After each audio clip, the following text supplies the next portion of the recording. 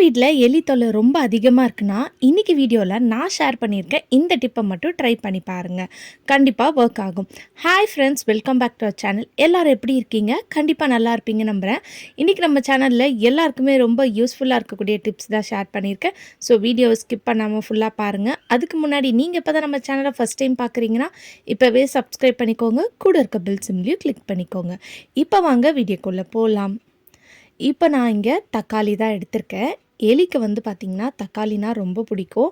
நம்ம வீட்டில் தக்காளி வாங்கிட்டு வரும்போது அழுகி போனது, இந்த மாதிரி ஒரு மாதிரி வேஸ்ட்டான தக்காளிலாம் இருக்கும் இல்லையா, அந்த மாதிரி தக்காளி இருந்துச்சுன்னா எடுத்துக்கோங்க. இப்போ வந்து நான் இதை 2ஆ வந்து கட் பண்ணிக்கிறேன். கட் பண்ணிவிட்டு இதில் வந்து உங்களுக்கு எந்த அளவுக்கு வேணுமோ அதுக்கேற்ற மாதிரி நீங்கள் எடுத்துக்கோங்க. நீங்கள் அதிகமான குவான்டிட்டியில் வந்து ரெடி பண்ண போகிறீங்கன்னா 2 தக்காளி நம்ம கட் பண்ணோம் இல்லையா, அதை எடுத்துக்கோங்க. அப்படி இல்லைன்னா இந்த பாதி தக்காளியே போதுமானது. இப்போ இந்த தக்காளியை வந்து இந்த மாதிரி கிரேட்டரில் வச்சு இந்த மாதிரி திருவி எடுத்துக்கோங்க. அப்படி இல்லைன்னா நீங்கள் மிக்சியில் போட்டு கூட நீங்கள் அரைச்சி கூட எடுத்துக்கலாம். இப்போ இந்த மாதிரி பண்ணும்போது நம்மளுக்கு அதில் இருக்கக்கூடிய அந்த பல்ப்பு ஜூஸ் மட்டும் கிடைக்கும். அந்த தோலை மட்டும் நீங்கள் தூக்கி போட்டுடலாம்.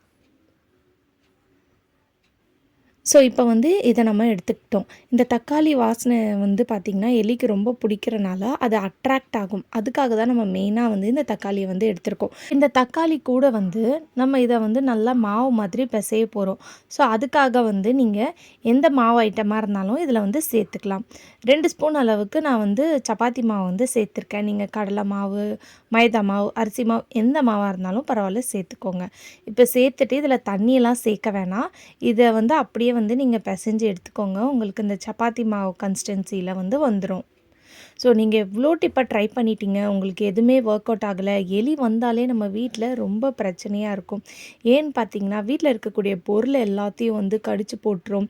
அது மட்டும் இல்லாமல் அதனால் நிறைய நோய் வரும். இப்போ இந்த மாதிரி மாவு மாதிரி பிசைஞ்சதுக்கப்புறம் இதை நான் 2 உருண்டையாக எடுத்திருக்கேன். உங்களுக்கு எத்தனை உருண்டை வேணுமோ அதுக்கேற்ற மாதிரி எடுத்துக்கோங்க.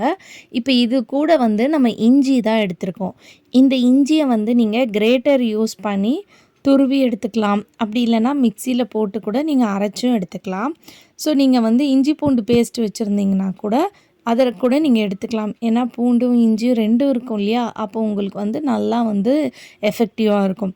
ஸோ இப்போ இஞ்சி பூண்டு பேஸ்ட்டு கொஞ்சமாக வந்து மிளகாத்தூள் எடுத்துக்கோங்க. நல்லா காரமான மிளகாத்தூள், அதுக்கப்புறம் மஞ்சத்தூள் கொஞ்சம் சேர்த்துக்கோங்க. இது கூடயே வந்து மிளகுத்தூள் அதை வந்து கொஞ்சம் வந்து சேர்த்துக்கோங்க. இது 3த்தையும் சேர்த்ததுக்கப்புறம் இதை வந்து நல்லா வந்து மிக்ஸ் பண்ணிக்கோங்க. ஸோ இந்த மாதிரி மிக்ஸ் பண்ணதுக்கப்புறம் இதை வந்து நம்ம சப்பாத்தி மாவு இருக்கு இல்லையா, இதை வந்து நல்லா இந்த மாதிரி அகலமாக வந்து திரட்டி எடுத்துக்கோங்க. இந்த மாதிரி திரட்டி எடுத்ததுக்கப்புறம் நம்ம ரெடி பண்ணி வச்சுருக்க இந்த மிக்சரை வந்து உள்ளே வச்சு நீங்கள் க்ளோஸ் பண்ணிடணும்.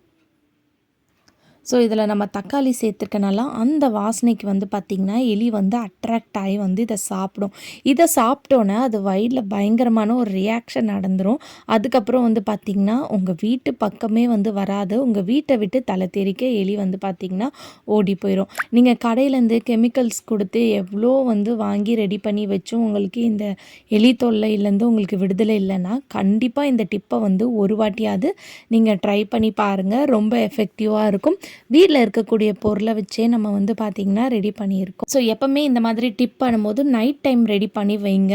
அது மட்டும் இல்லாமல் நம்ம கிச்சனை வந்து மோஸ்ட்லி வந்து சுத்தமாக வச்சுக்கோங்க. இந்த மாதிரி பாத்திரம்லாம் இருந்துச்சுன்னா நைட்டே வந்து க்ளீன் பண்ணிடுங்க. அது மட்டும் இல்லாமல் கிச்சன் கவுண்டர் டாப்பையும் ஃபுல்லாக க்ளீன் பண்ணிடுங்க.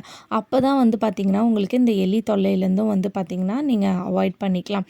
இந்த மாதிரி காய்கறிலாம் வச்சுருக்க இடத்துல எலி வரும். அந்த இடத்துல வந்து இந்த உருண்டையை வச்சு விடுங்க. தக்காளி கிட்ட இந்த மாதிரி இந்த பால்ஸை வந்து போட்டு விடுங்க. நீங்கள் செடி வளர்க்குறீங்கன்னா அந்த இடத்துலையும் வந்து பார்த்திங்கன்னா உங்களுக்கு எலி வந்து மண்ணு தோண்டி மண்ணுக்குள்ளெல்லாம் இருக்கும். அந்த இடத்துலையும் இந்த மாதிரி 2-3 பால்ஸை போட்டு வைங்க. கண்டிப்பாக ரொம்ப எஃபெக்டிவாக ஒர்க் ஆகும். ட்ரை பண்ணி பாருங்கள். ஓகே ஃப்ரெண்ட்ஸ், இன்றைக்கி வீடியோவில் நான் ஷேர் பண்ணி இந்த டிப் கண்டிப்பாக உங்களுக்கு யூஸ்ஃபுல்லாக இருக்கும்னு நினைக்கிறேன். அப்படி யூஸ்ஃபுல்லாக இருந்துச்சுன்னா மறக்காமல் நம்ம சேனலை லைக் பண்ணுங்கள், ஷேர் பண்ணுங்கள், கமெண்ட் பண்ணுங்கள், சப்ஸ்கிரைப் பண்ணிக்கோங்க. தேங்க்யூ.